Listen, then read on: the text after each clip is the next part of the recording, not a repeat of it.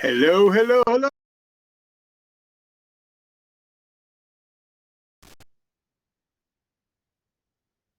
And welcome back to another episode of the Swandingo Files. Today's guest is a very good guest, very special guest, Richard Kaufman, very successful podcaster, fellow veteran. So I'd like to introduce you to Richard. How's it going, Richard?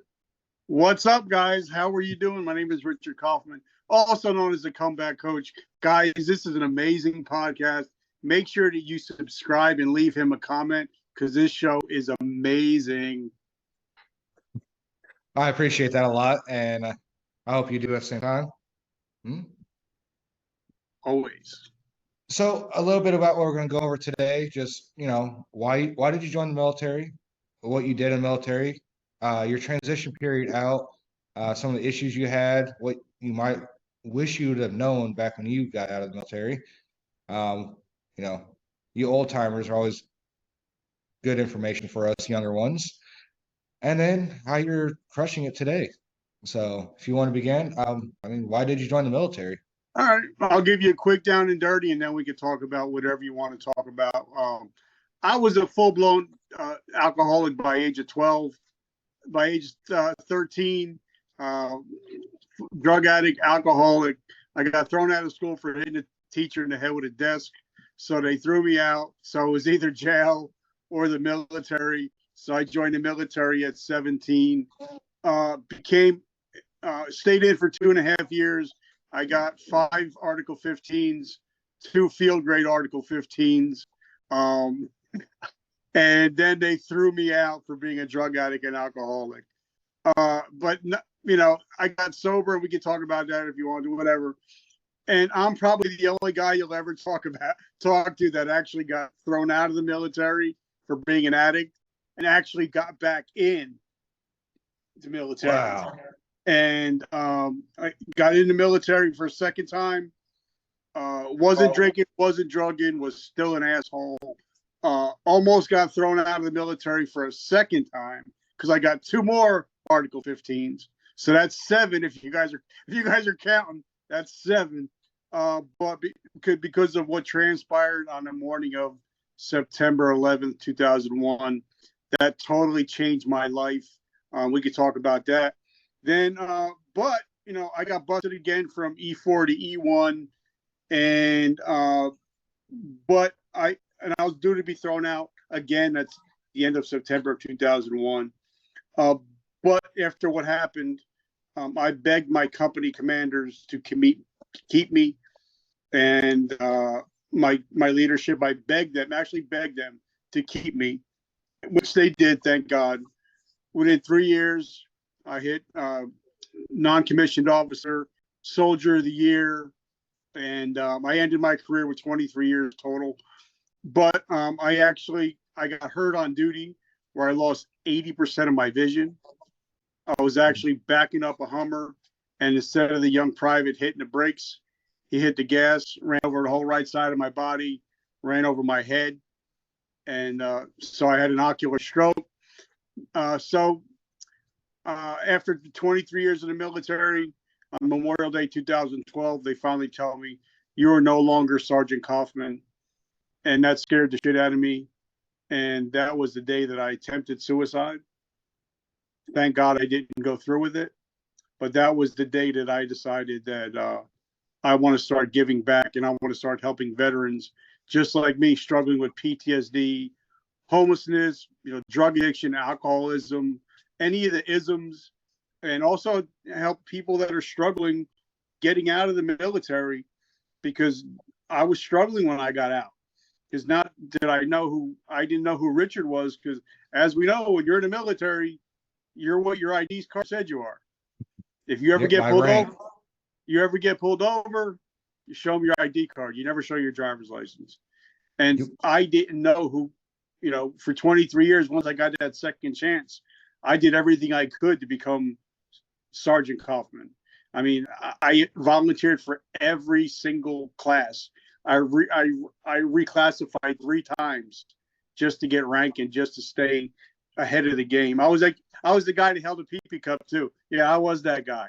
I always avoided that one. So I was the guy that did everything to stay in, and now knowing that I don't know who Richard is. If I'm not Sergeant Kaufman, well, who am I?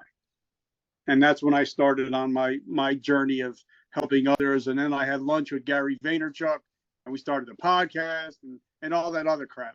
So now, whatever you want to talk about, we're good. I'll talk about whatever you want. So 7 Article 15s, Two field grades. 2 field grades. And that would end your career today, honestly. That you wouldn't even have a choice no matter what was going on unless World War III broke out right now. So that's amazing. Then you come back. You know what made me, made me last that long is because when I was in the rear with the gear, I was gonna fuck up. I was the guy that always had the shitty haircut, the guy that always had the uniform looking like I slept in them. But you got me out in the field, I'm a field dog. I'll stay up 24, 48, 72 hours. You want to get dirty, you want to stay up a week straight, I'm good. Let's have fun out in the field.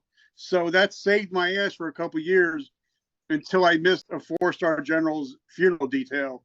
And that's when it was a wrap. So that's when they decided not to keep me. But that's what actually saved my ass, because I was an amazing field soldier.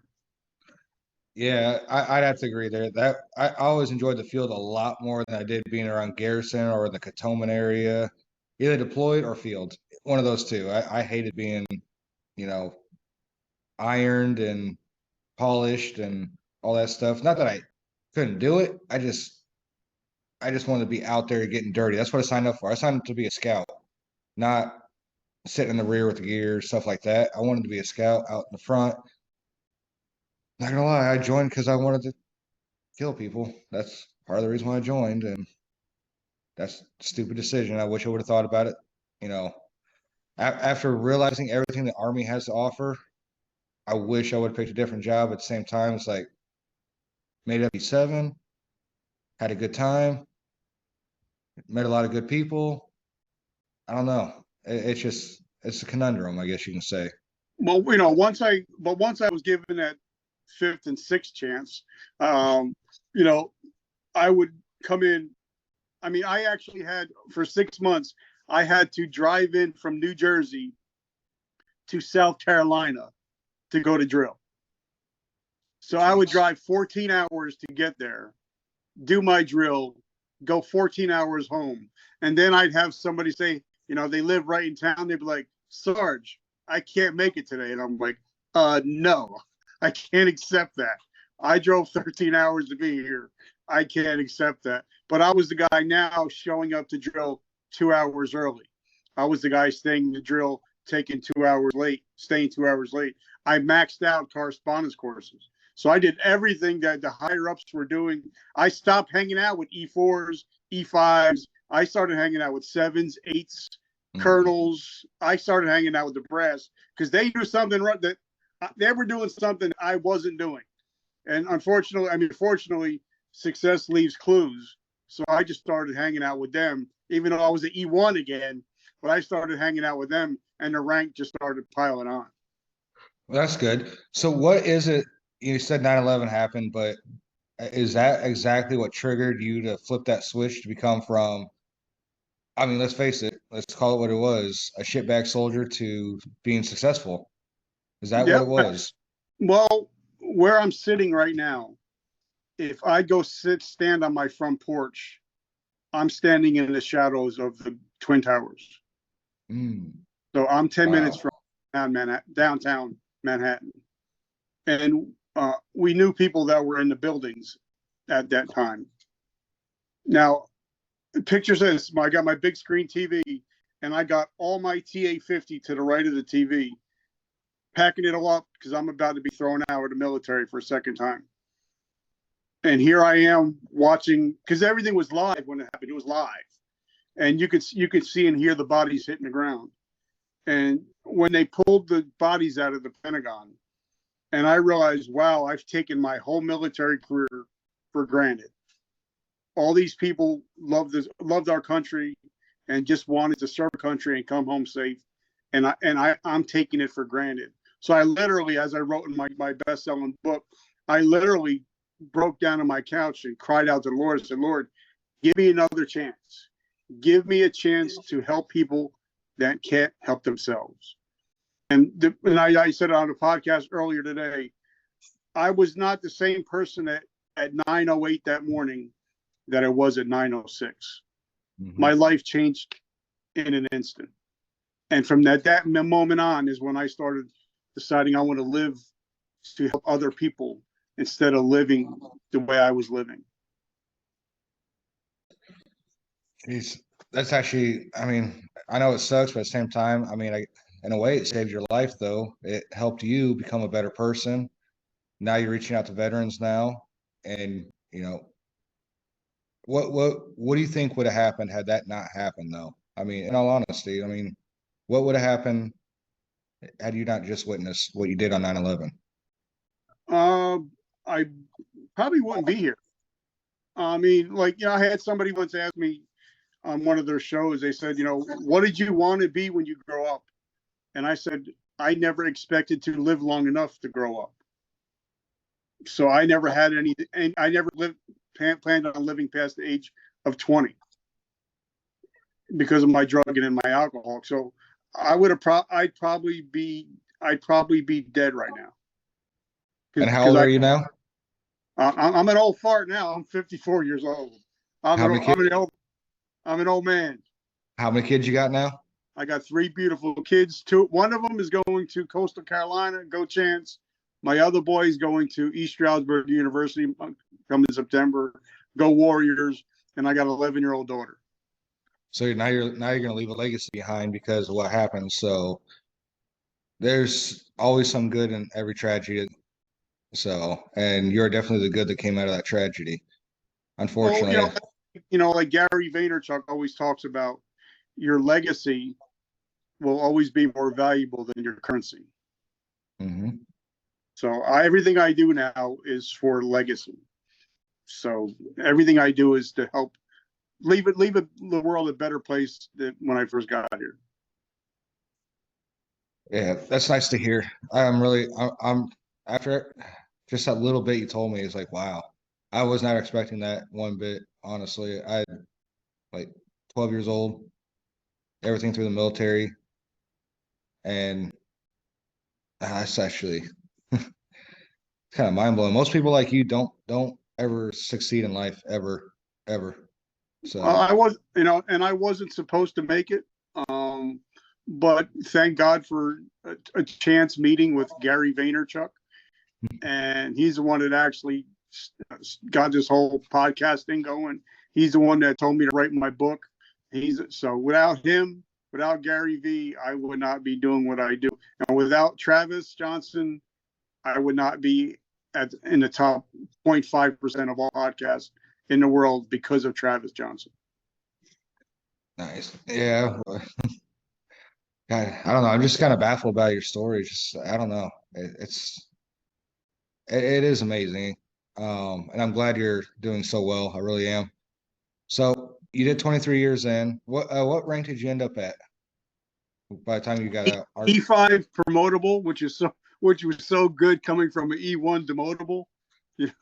I didn't get to. I was on the track to get my 6, and when I got hurt, and then they're like, "Well, it's a wrap. It's over." So I had to go as E5. But I always say thank God. I think that ranks were Velcro because mine kept on getting ripped off and put it on, so I didn't have to worry about getting pinned. No more blood wings, thankfully. So that shit hurt. No thanks. Yeah. So like I said, I and once I became a non-commissioned officer, I took that shit to heart. I mean, I always put my guys first. I mean, I almost went to jail in Germany for knocking out a captain because he was eating in front of my guys in the snow. But thank God, my old first sergeant was an old Vietnam vet, and he's like, "You shouldn't have done that, but I understand why you did that." So I didn't get in trouble. So, but I've always believed in, like, even now, I've been out 12 years. I won't even eat before my wife eats. Mm-hmm. Wow. I just have that, that non-commissioned officer. You take care of your guys first. You worry about yourself last. And I think that's what made me different than a lot of NCOs. A lot of people say, well, you got to respect you don't have to respect a person, but you have to respect the rank. I rather them respect the person and then respect the. Exactly. I was a lot the same way, honestly. I always want to take care of my soldiers. Always make sure they had everything they needed before I did. Honestly, I hate when I'm 87, it wasn't that much fun no more. I was never around the soldiers, nothing but a desk jockey. It felt like even being a scout. It's just I miss the E6 and below was, more time with soldiers, make sure their well-being was good. And most of the people that join combat arms are not most, but a good majority are not always the cream of the crop. So you get Now, kids. look at this.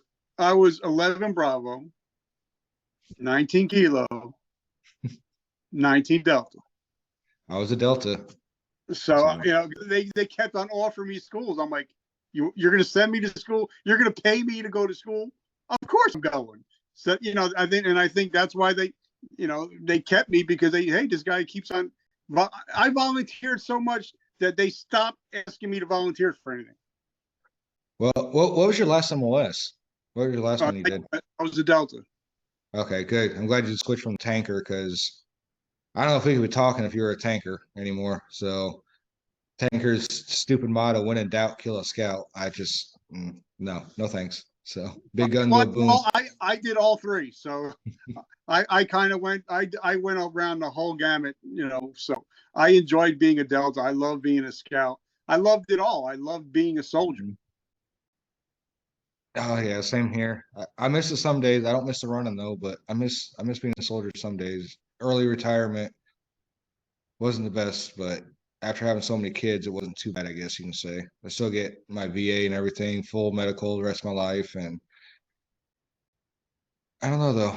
There's something about the military, the structure, the discipline, all that stuff. I kind of miss being on the outside.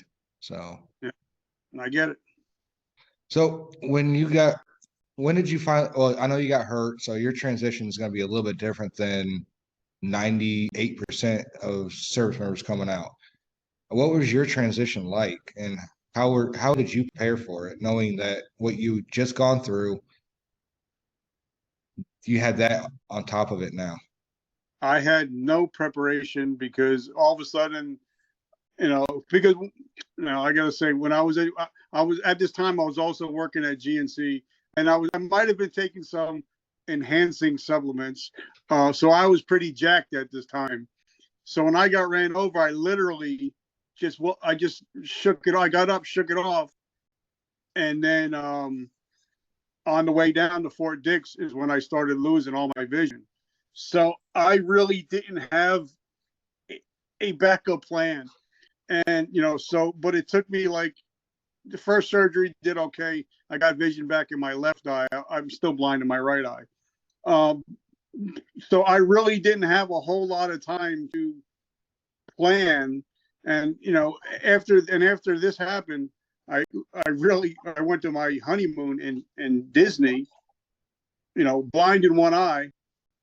And this is like literally just after this happened. I'm blind in one eye, and we go on our honeymoon, and knowing that I've been clean and sober now 34 years, so I can't drink either. So we're in Disney, and it's Oktoberfest, and they're dropping beers on me and shit. I'm like, this is fucking great. But I didn't have a chance to plan out anything until they said, well, we're going to medically retire you, and then one day I'm out. And then I'm like, now what do I do? I'm blind. I don't have my buddies, because, as we know, like my friend, Sergeant Nick talks about, once you step off base, the military doesn't give a shit about you. The phone stops ringing. You don't have your camaraderie. You don't have your mission. You don't have a paycheck. And now I don't have my vision. So for me, it was really, really rough, because I didn't know. I had to reinvent myself and reimagine myself. But I'm noticing, I think I'm almost like episode 560, that a lot of veterans that get out of the military struggle with their transitioning, because they don't know who they are. They could be. I know a guy that retired as a sergeant major, bagging groceries at a grocery store. What the fuck? Seriously?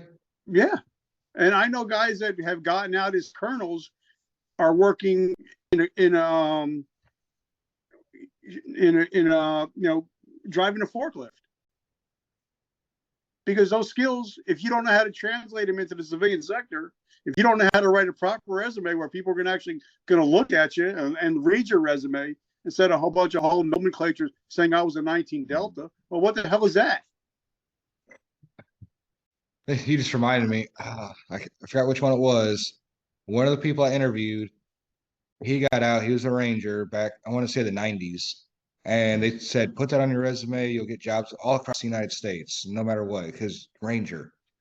His first job interview, the interviewer asked him, so what park did you serve at or something like that? And he's like, park? Yeah, you got Ranger on your resume. So what park did you serve at? He's like, and he knew right then and there that it's like that's all that mumbo jumbo, the nomenclatures, the how we speak does not work on the outside at all. Because park ranger, army ranger, a little bit different. Well, no, okay, quite a bit different, but it's like. But that's why I think a lot of veterans struggle because we're expecting to come out, the world's going to bend at our knee, and it's not that way because we don't transition well. We're not good employees because when you're in the military, you work until the mission is complete. You don't work until 4:00 and go home.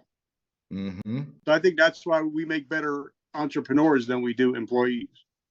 Well, I mean, veterans do make way better successful entrepreneurs than anything else. I mean, even better than civilians do. We got the drive and charisma to push ourselves and not take no for an answer until we've succeeded and are ready to kick the dirt.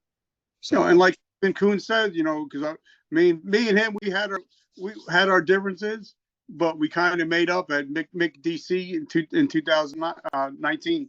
But like he said, if you don't have a business plan, you don't have a business. You have a hobby. And most business owners know that if you're a veteran, we know how to write an SOP. We know how to follow an SOP. And I think that's why I think we make better entrepreneurs than we do employees. Yeah, I would definitely agree with that. But I guess I never really thought about it that way. We're not used to beating off at 4:00 or whatever time. Mission complete, because that was one of the things. It's like let's get our shit done in the morning. And I was at the section sergeant or platoon sergeant that's like, hey, we got nothing else. Go away, go hide, basically. But yeah, here it's like 8, 10, 12, 16-hour days, and it's just like you can't go home till that time, and it's just like it feels weird and it feels different, I guess you can say. And yeah, I don't know. I guess I never really thought about that. So, but some good thinking, honestly. So how long? I know you had the injury. How long what was the recovery time for that? I'm still recovering, honestly. I think I'm up to like 8 surgeries. So I'm still recovering as we speak. So, but for me, it's given me a different perspective. Like for me, when I wake up in the morning, if I open my eyes and I could see something, it's going to be a good day. So I have a different perspective. I'm a big gratitude guy. I'm very grateful for everything I have. I'm grateful for my wife, my kids, my house, my vision. So if I wake up in the morning and I can see something, the day's going to be good. So for me, it's a way. It's always there. That's why I got to wear these Mr. Magoo glasses to keep so I can able to read. But I started a podcast when I only had 20% vision. What is it still at 20% or is it improved now? I got vision in this eye and I got a little bit in this eye. I think I got to go for a couple more surgeries in this guy, and it'll be about 75% each eye. Well, I'll take it. Yeah, that's actually amazing. I didn't even know that could happen, honestly. That's wow. So yeah. So, you started the podcast. You're at 500 something. Is that like the only thing you've done since you've been out, or have you? What else are No, you into? I was with GNC for going on 30 years, and then when my injury, then I I was getting my eyesight back, and then I re-injured my eyes. And so right before COVID, so I actually I was at like 60%. I re-injured my eyes. Take guys, do whatever you do. Do not drink 6 monsters in one sitting. Don't do it. I did 6 monsters in one sitting, and my blood pressure went so high that my blood vessels popped in my eye. So guys, don't drink 6 monsters in one day. So yeah, it's taken me. I did, like I said, two more surgeries. Thank God, like I said, my wife is so supportive. My kids are supportive. They help me out.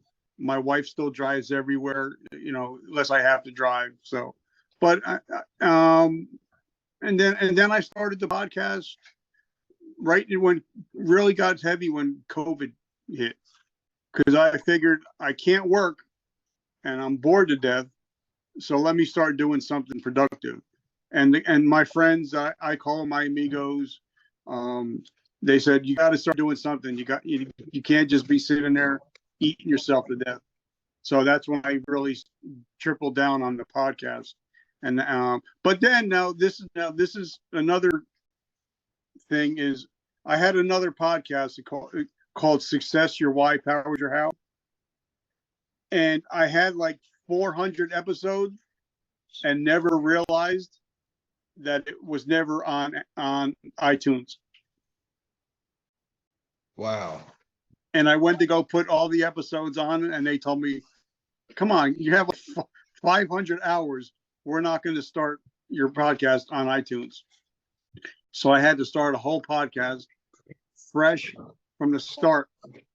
So I had to rebrand and redo everything from day one. Not one listener, not one guest. I know the feeling, unfortunately. So I'm starting to get there, but yeah, I know the feeling. So, but now this one's been on about a year, maybe a year and a half. We've had almost 700,000 downloads. oh wow, I think 2 million, 2 million impressions. So we've had some fun people, some great guests. So, but it's a labor of love. I'm not gonna lie. I mean, when I got out, I did not want to do this at all. Trey Carmichael talked me into doing it. Done 20 something already in a short amount of time, and I'm actually enjoying this because I think talking to veterans like yourself and other ones, everyone's different. Everybody's got a different experience to give, what they went through, what they're going through, and how they overcame whatever they needed to overcome. And that's really helped me, I think a lot more than anything else has than going to talk to the VA or a therapist or anything like that. So, because I did struggle. I started interviewing veterans, and now I've had authors, athletes, actors, millionaires, billionaires come on the show. So now it's kind of transitioned because now I know that a lot of veterans want to become vetpreneurs. So that's how I transitioned to making a vetrepreneur show. For not only do I talk about resiliency and veteran stuff, but I also talk about entrepreneur. Like I just had a guy that I just released his episode today. He's generated over $450 million in sales. So I also so if somebody's looking to be an entrepreneur, they can actually go to any one of my shows and talk to someone and listen to somebody that has a friend of mine has a $20 billion company. They actually wrote the movie Jerry Maguire about him. Wow. I need to interview him someday. So, but it all boils down to veterans. It all boils down to what does a veteran need to hear if they want to start a company or start another mission? Because we have to have another mission when we get out, or we're not going to make it. No, and I do believe that that is very true. I know, unfortunately, there's a lot. My brother-in-law being one of them that has passed, didn't had no direction coming out, so drank himself or they kill himself, and so that's kind of, I mean, that's kind of the reason why I wanted to start doing this too. Talk to veterans that went through. I know some of you have been through a lot more than I have, and I really do appreciate you guys coming on here. It's a new podcast, but I've never seen so much support from a community before. I didn't even know this was all out there, honestly. I thought we were just kind of left to our own vices and do what we do, I guess, as a veteran that's kind of just wondering. So, And I love your podcast. I've listened to, whenever I get a chance, I'll support whatever you got going on. Because if you're Trey's brother, you're my brother. Trey is he's something else. He's a great guy. I can't believe that he's even let me work with him. But God, the stuff that kid knows, it's like, all right, give me some time. I got 6 kids at home. I need to learn this too. So I tried to sell one of my kids to him. Apparently, he didn't want them. So it's like, here, you're young. You're 25. I got 6. You can have the girl. My one daughter. She's the hardest one to deal with, anyways. It's So, always the daughter. It's always the daughter. yeah, I feel bad for my in-laws, but they had to deal with my wife. I hope she doesn't listen to this now. That's So, okay. Nobody's listening to us anyway. So, but you got any advice for veterans that are any resources you can give veterans uh, that might want to reach out, or how can they get a hold of you? you can actually just go into your toolbar and type in vertical momentum. We're on the first 6 pages of Google. So anywhere you want to find out. I also, every year, I actually have my own mental health summit called Today I Decide Mental Health Summit.